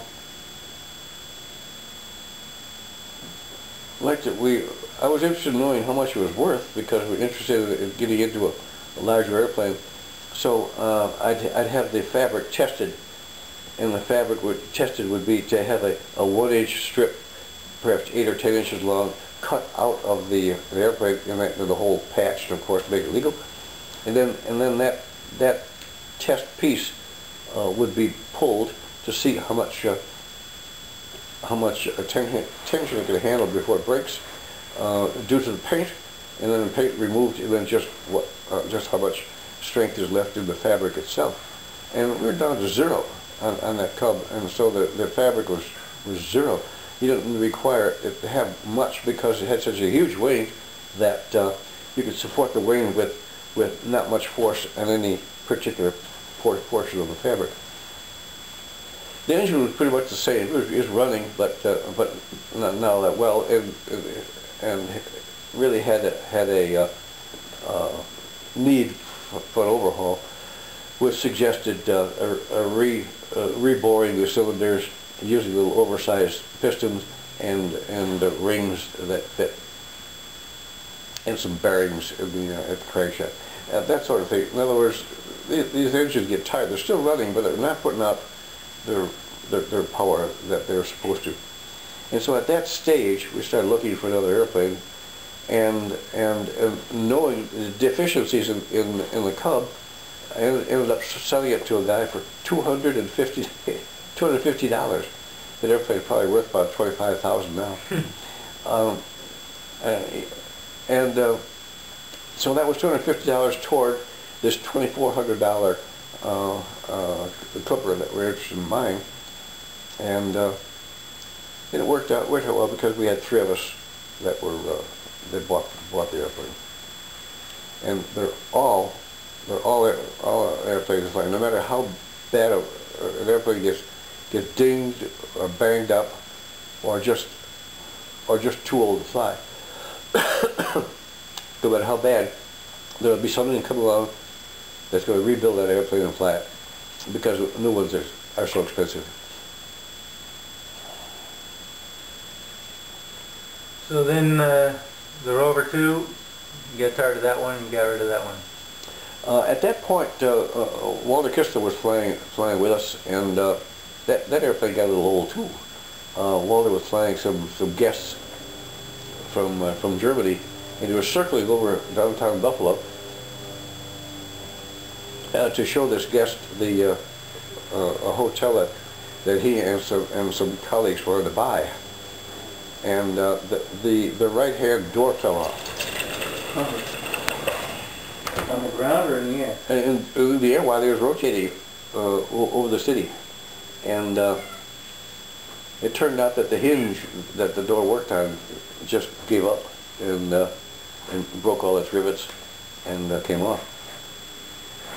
And the guest, of course, the first flight he was ever made in a small airplane, and the guest was frozen in fright, and they hung on to the door, which didn't come off clean, but it was flapping on one rivet. They grabbed a hold of the door.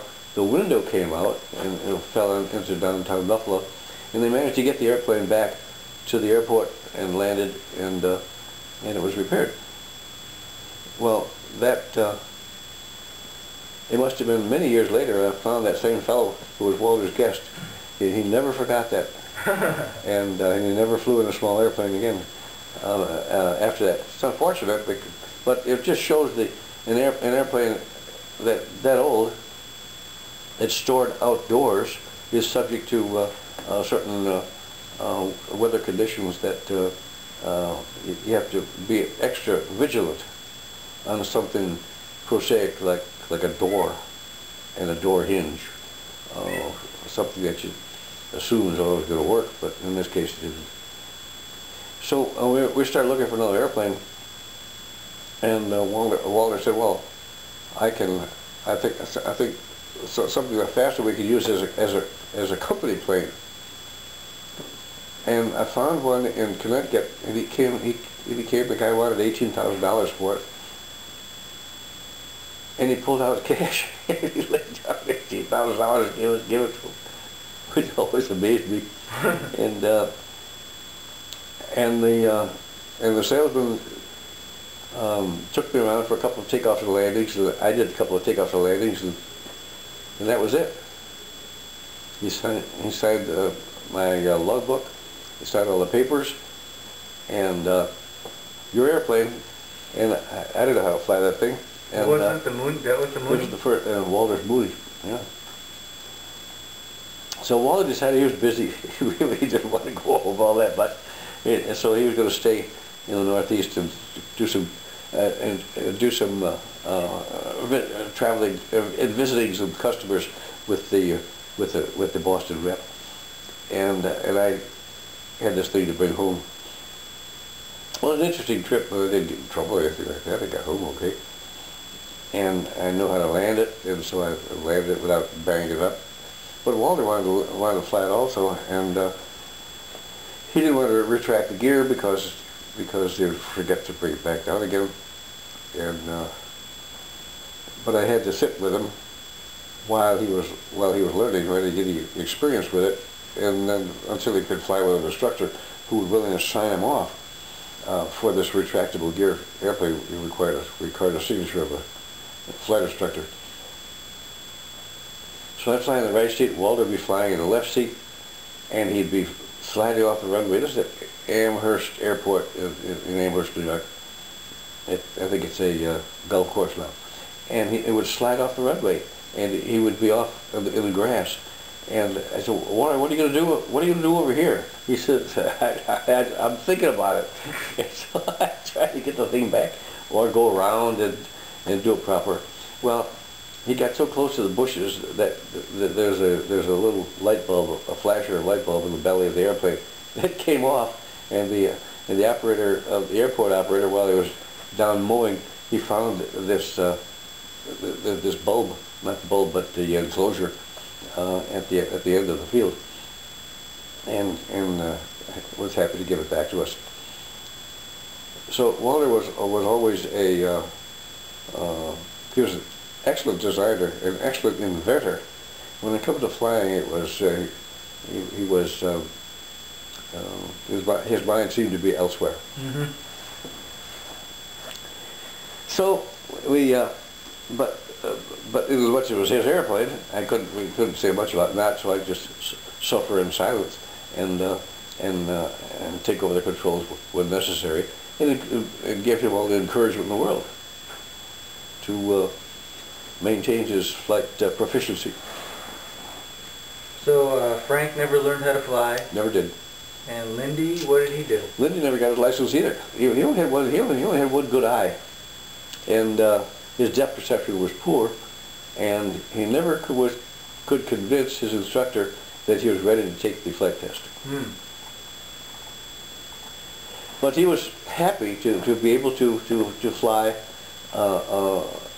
on weekends to go off in very exotic places, and the three of us flew to Havana, Cuba, on vacation one summer, and it was kind of an adventure, but we had a good time in Havana, and set up the groundwork for Ann and I to have our honeymoon in the same place some years afterward. Mm-hmm. So when you were there on your honeymoon, that was in the middle of the Cuban Revolution, right? It was after the revolution, when things were still reasonably cozy with the Americans. They haven't really flown in with the Russians just yet, and so everyone was carrying a submachine gun of some sort down there. It was kind of an armed camp after the revolution, and because no one really knew what was going on. But there was a Cuban Army, an Air Force captain that accompanied us on our trip through Cuba, and he was able to resolve any operational problems that they ran into. We couldn't fly together. Ann and I couldn't fly together simply because we were on honeymoon. Maybe that's not why. They wanted airplanes, at least two airplanes of comparable performance to fly together. You couldn't fly alone. And no one had an airplane like ours. And there's two elderly guys flying a tri-pacer, and we'd have to ask them to throttle back and fly with us, which they refused to do. So you're talking about the Mooney, right? No, this is ragway Clipper. And no one had an airplane that fly with us, and so we had to leave the airplane, separate, and I flew in a Bonanza, and Ann flew in a Piper Comanche. So we weren't flying together while we were in Cuba because of that. That probably had to leave the airplane, and our own airplane in Miami. But that didn't bother us all that much. We had a nice adventure anyway. So what plane did you take to Cuba on your honeymoon? On the honeymoon was neither one, because we had to split up. On the honeymoon, I had to leave our airplane, the Clipper, in Miami. Oh. And we joined these with these two guys that were flying along together because they had comparable performance. And so if there was a tri-pacer, they had to fly with another tri-pacer, and if it was, they had to fly with comparable performance. So there's always two, for safety reasons, I'm sure. If one had trouble, the other one can hang around and make sure they're okay. So it sounds like a good reason. It sounds like a good rule, except that we were traveling at about 110 miles per hour. And no one had an airplane going that fast in some cases, or going that slow in some cases. So we couldn't, they wouldn't give us permission to fly along with them. So in order to fly along with them, we had to get two other aircraft to accept one passenger apiece, which they did. And were these rentals, or were these guys going over there anyway? No, they're all in their own airplanes, all members of the,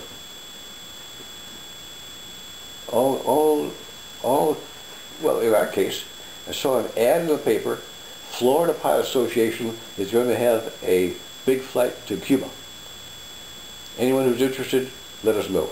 So some guys came from Michigan, some guys came down from all over the country, and we came down from Buffalo, and we said we want in. We want to join your procession of aircraft on your tour of Cuba. How much did that cost?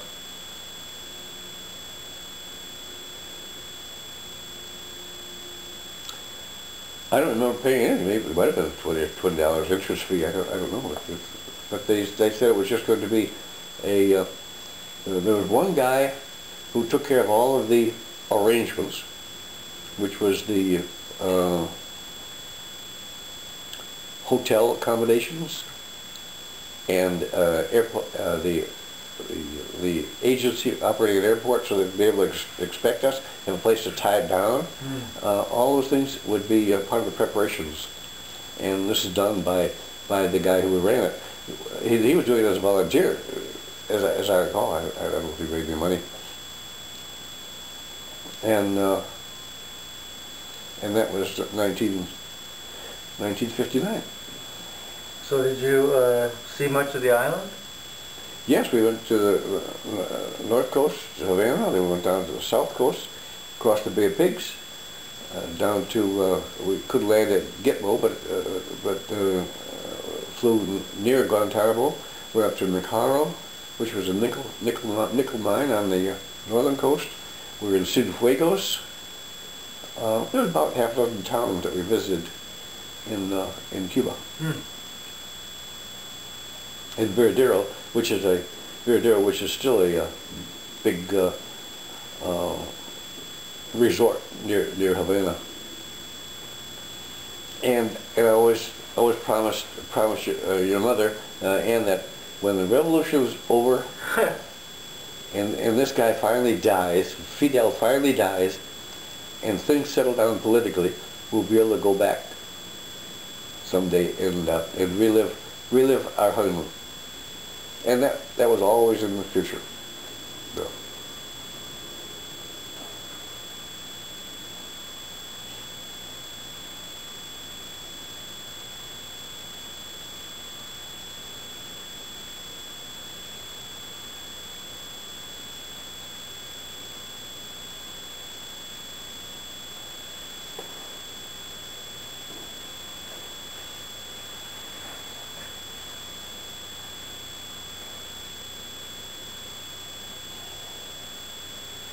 So somewhere there was a Bonanza. Yes, before I bought the company plane, I was renting. I was a member of a club. Oh yeah. Niagara Frontier Flying Club. We toured around in the Cessna 172. I was the treasurer for a number of years, and I was the president for a number of years. And but to go somewhere like to Florida, the Cessna really was too slow. And so I'd rent an airplane. I'd borrow an airplane from a guy that owned a company on Grand Island. A Bonanza, a very nice Bonanza. He was very happy to lease it out to people that knew how to fly it and sell some block times, so it was $20 per hour. And so we did that a couple of times, and I had to go to fly this airplane with an instructor at Niagara. So he signed me off on flying this, which was a heavy airplane, retractable, had a big engine, and it had 6 seats.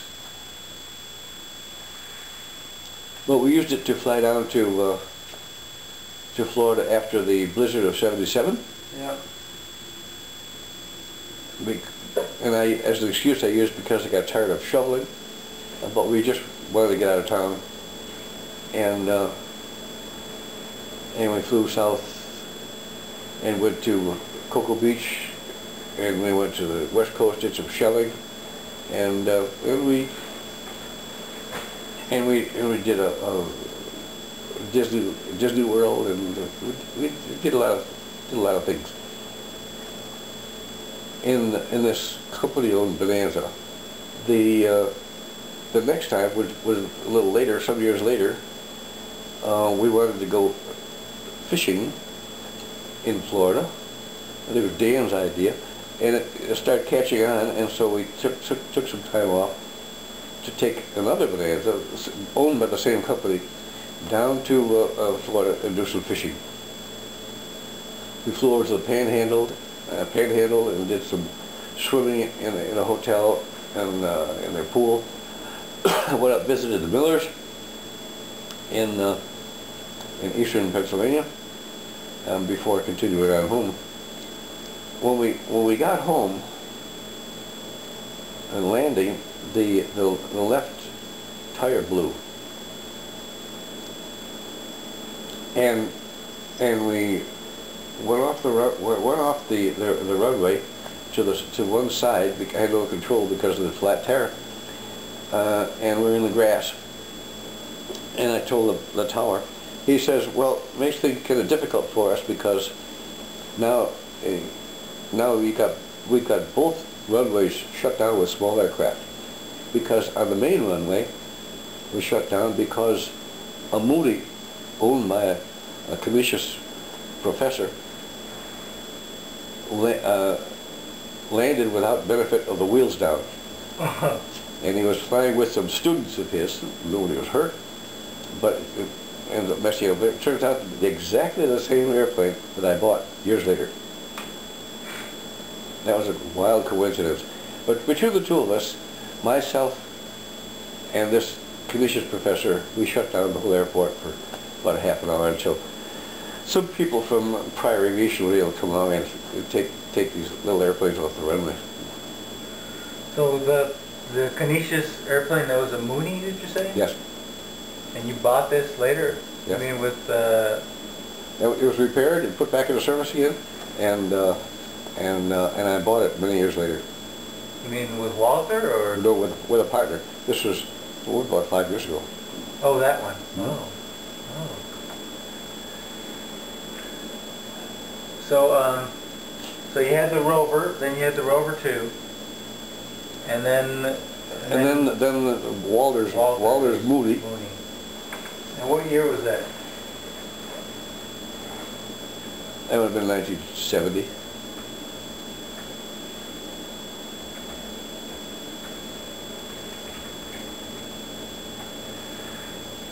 So you had that Rover 2 for a long time. Long time. I think I accumulated some 800 flying hours of that.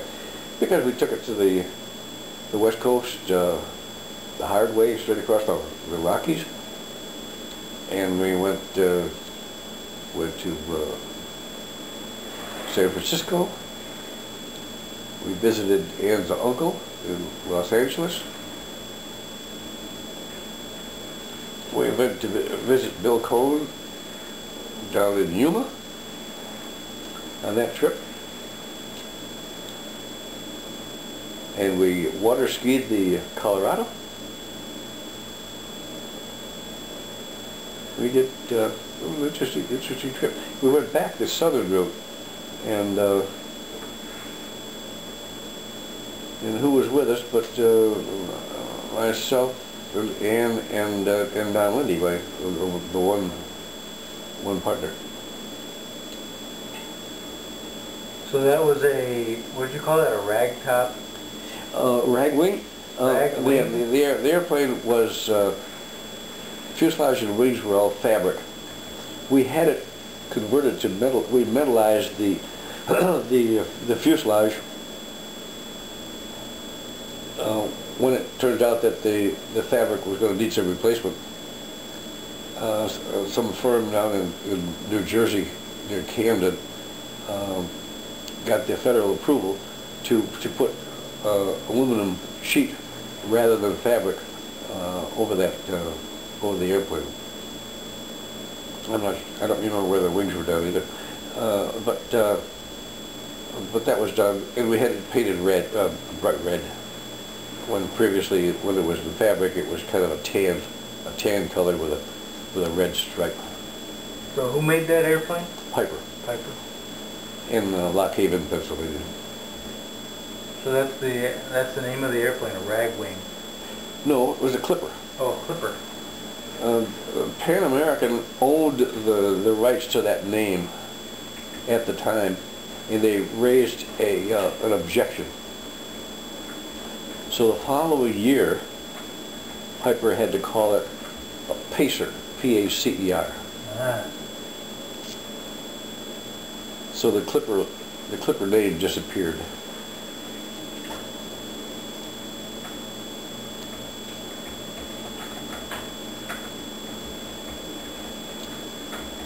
So it was only built in 1949.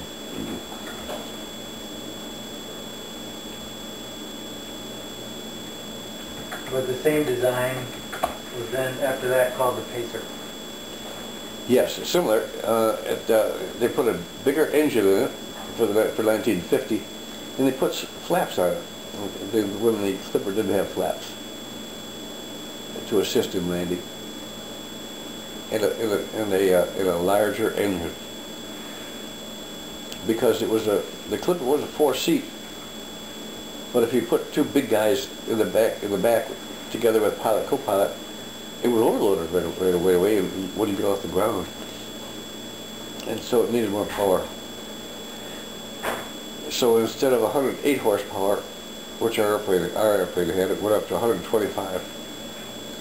And then 135 horsepower, 1950 and 51. Then the Tri-Pacer came out, which was a Pacer with a nose gear.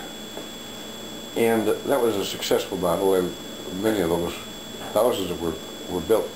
And they had them up to 150 or 160 horsepower. It was a nice airplane, but again, slow. You know, travel maybe 120 miles an hour, and that's all. That's all you get. So if you wanted something that was faster, you had to go to a Bonanza or a Moody or something faster.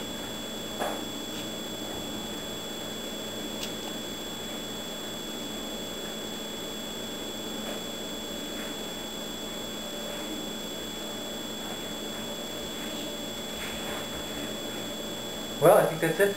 Good. And that's the crude first step.